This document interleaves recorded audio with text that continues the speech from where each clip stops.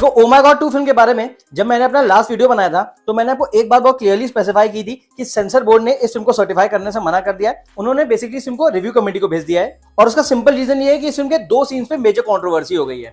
एक सीन वो है जहां पे अक्षय कुमार का कैरेक्टर जो कि इस फिल्म में भोलेनाथ प्ले कर रहे हैं वो पानी से निकल रहे हैं और बहुत लोगों का ये कहना है कि पानी से निकलते टाइम वो गंगा जी में थूक रहे हैं। वहीं सेकंड सीन वो है जहां पे एक स्टेशन का सेटअप दिखाया गया है जहां पे अक्षय कुमार बैठे हुए हैं और ऊपर से पानी गिर रहा है और ऐसा दिखाया गया कि शिवजी का रुद्राभिषेक हो रहा है। और आपको बता दूं यही वाला वो सीन है जिसका सबसे ज्यादा क्रिटिसिज्म हुआ है। बहुत लोगों ने कहा कि अक्षय कुमार के सर पे जो पानी गिर रहा है वो ट्रेन का ड्रेनेज वाटर है। कई लोगों ने तो ये भी कहा कि वो टॉयलेट का गंदा पानी है जिससे अक्षय कुमार नहा रहे हैं और इसी वजह से बहुत लोग इस फिल्म को बैन करने की डिमांड कर रहे हैं। लोग कह रहे हैं शिवजी को ऐसे रूप में कैसे दिखाया जा सकता है। मेकर्स ने क्रिएटिव लिबर्टी के नाम पे शिवजी की बहुत ज्यादा इंसल्ट की है। लेकिन यहां मैं आपको बता दूं कि सोशल मीडिया पे आपको जितने भी नैरेटिव सुनने को मिल रहे हैं ये सारे फेक है। इस सीन में शिवजी की बिल्कुल भी इंसल्ट नहीं की गई है। उल्टा जब मैं आपको एक्सप्लेनेशन देके बताऊंगा कि एक्चुअली सीन में क्या डिपिक्ट करने की कोशिश की है तो आप लिटरली मेकर्स की तारीफ करेंगे और समझेंगे कि मेटाफोरिकल रेफरेंस से शिवजी को मॉडर्न एरा में कितनी ब्यूटीफुली दिखाया गया है। तो टीजर का सबसे पहला हाईलाइट सीन वो है जहां पे पंकज त्रिपाठी शिवलिंग की पूजा कर रहा होता है और अगर आप उस सीन को ध्यान से देखेंगे तो देखेंगे जब वो शिवलिंग की पूजा कर रहा होता है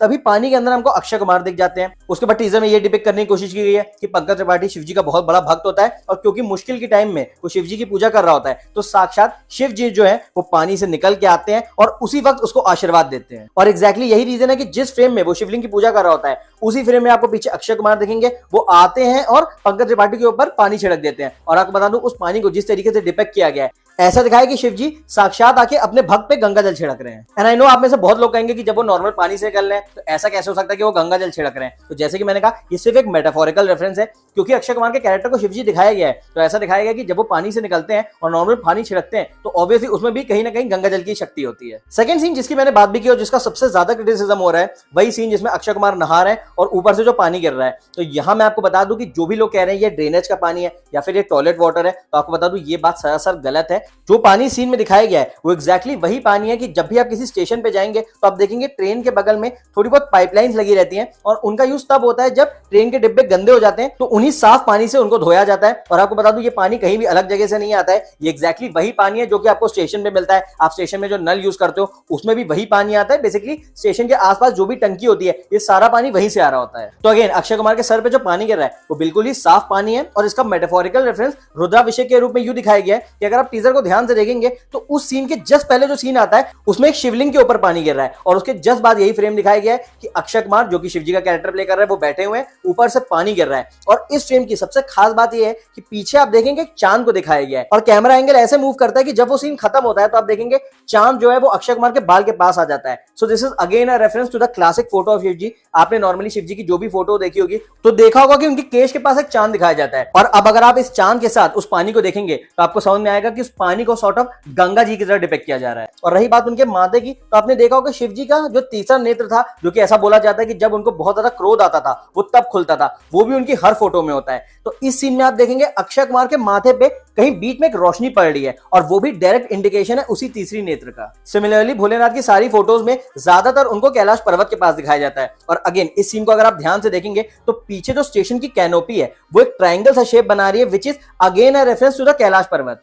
और इन केस अगर आपको ऐसा लग रहा है कि डिटेल्स या फिर इस सीन का सिग्निफिकेंस सिर्फ यहीं तक था तो आपको बता दूं बगल से एक ट्रेन जा रही है और अगर आप उस ट्रेन को ध्यान से देखेंगे तो वो चलती चली जा रही है और जिस तरीके से कैमरा रोल हो रहा है तो इस चीज को एज अ समय या फिर एक काल के रूप में दिखाया गया है कि ट्रेन जो चल रही है वो हमारा समय है जो कि आता रहता है जाता रहता है और ऊपर वाला यानी हमारे जो भगवान होते हैं वो भले ही कुछ बोले या ना बोले लेकिन वो ध्यान करते रहते हैं, वो सब पे नजर रखते रहते हैं। और भले ही इन सारी चीजों को एक मॉडर्न सेटअप में दिखाया गया हो लेकिन चीज की ऑथेंटिसिटी दिखाने के लिए आप देखेंगे अक्षय कुमार के हाथ में एक रुद्राक्ष की माला दिखाई गई है which is a clear depiction of Shivji. हाँ यहाँ मैं ये बात जरूर ऐड करना चाहूंगा कि शिवजी का जो रूप है वो उनकी जो फोटोज हम लोगों ने देखी है उससे थोड़ा बहुत अलग क्यों है क्योंकि उसका सिंपल ये रीजन है कि ऐसा दिखाया गया कि शिव जी जब आज के एरा में यानी मॉडर्न एरा में आए हैं तो वो एक मनुष्य का रूप लेके आए हैं। और अगर आपको याद हो ओ माय गॉड 1 में भी एग्जैक्टली ऐसे ही हुआ था। पूरी फिल्म में जो अक्षय कुमार का कैरेक्टर रहता है वो बिल्कुल नॉर्मली रहता है यानी उसका एक मॉडर्न हेयर कट होता है, वो जिस तरीके से बात करता है वो भी बिल्कुल मॉडर्न वे में बात करता है। लेकिन लास्ट सीन में परेश रावल के कैरेक्टर यानी कांजी लाल को वो अपना असली रूप दिखाते हैं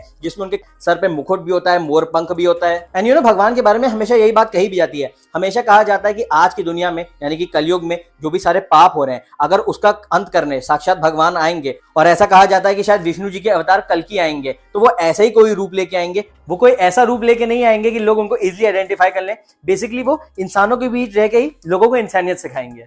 और रही बात एक तीसरे सीन की, जिससे रिलेटेड कोई कंट्रोवर्सी तो नहीं हुई है, लेकिन मैं कहूंगा मुझे टीजर का सबसे बेहतरीन सीन वही लगा जिसमें अक्षय कुमार का कैरेक्टर लास्ट में जा रहा होता है और दिखाया जाता है पीछे उनके एक बैल जा रहा है। So again this is a metaphorical reference. हम सबने शिव जी की जो भी कहानियां पढ़ी हैं या फिर जो भी उनपे बने हुए सीरियल्स देखे हैं, तो उसमें हमेशा यही दिखाया गया है कि शिव जी के साथ हमेशा नंदी जी रहती हैं। सो अगेन आपको उस सीन में जो बैल दिखता है that is a direct reference to Nandi ji. इस चीज को आप ऐसे भी देख सकते हैं कि अगर भगवान खुद धरती पे आ गए तो उनका वाहन भी उनके साथ ही आएगा। तो ओवरऑल मैं यही कहना चाहूंगा कि मुझे पर्सनली ये तीनों सीन बहुत ज्यादा बेहतरीन लगे। मुझे लगता है मॉडर्न टाइम्स में या फिर अर्बन इंडिया में इस तरीके से शिव जी को डिपिक्ट करना वाकई काबिले तारीफ है। हाँ, अगर फिल्म का जो सब्जेक्ट है वो वाकई अगर सेक्स एजुकेशन पे होने वाला है तो वो मैं चाहूंगा नहीं होना चाहिए। अगर इसका सब्जेक्ट कोई ऐसा रखा जाए जिससे पूरा इंडिया कनेक्ट कर सके और सभी लोग अपनी फैमिली के साथ इस मूवी को थिएटर में देख सके तो वाकई बहुत अच्छा होगा। लेकिन अपार्ट फ्रॉम द टॉपिक, अगर इस फिल्म को उन दो सीन्स की वजह से क्रिटिसाइज किया जा रहा है तो मुझे लगता है थोड़ा गलत है। मुझे लगता है ऑडियंस को भी पेशेंटली देखना चाहिए कि एक्चुअली मेकर्स दिखाना क्या चाह रहा है, उसका सही कॉनोटेशन समझना चाहिए, उसके बाद ही अपना वर्डिक्ट देना चाहिए। बाकी आप प्लीज कमेंट सेक्शन में बताइएगा